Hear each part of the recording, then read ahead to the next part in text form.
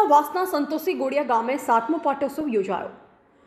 ડીસા તાલુકાના વાસના સંતોષી ગોળિયા ગામે સંતોષી માતાનો 7મા પાટોત્સવની ઉજવણી કરવામાં આવી।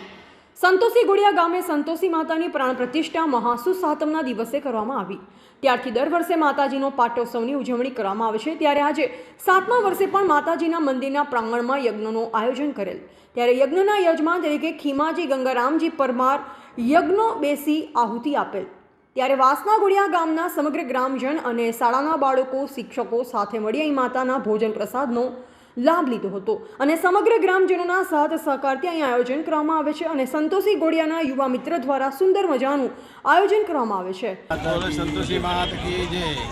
અમે આ વાસના ગોળિયામાં 3 પરા છે। એની અંદર સંતોષી ગોળિયા, જૂના ગોળિયા અને નવા ગોળિયા। એની અંદર અમારે વર્ષો વર્ષ નવા ગોળિયામાં ઉત્સવ થાય, સંતોષી ગોળિયામાં પણ આ વખતે ઉત્સવ કર્યો છે। એની અંદર 2 ગામ સ્વાગી ભજન સંધ્યાનો કાર્યક્રમ રાખેલો હતો અને અત્યારે યજ્ઞનું આયોજન છે અને બંને ગામ સમૂહમાં ત્રણે ગામ સમૂહમાં ભોજન પ્રસાદ લે છે બધા સગરી લોકો।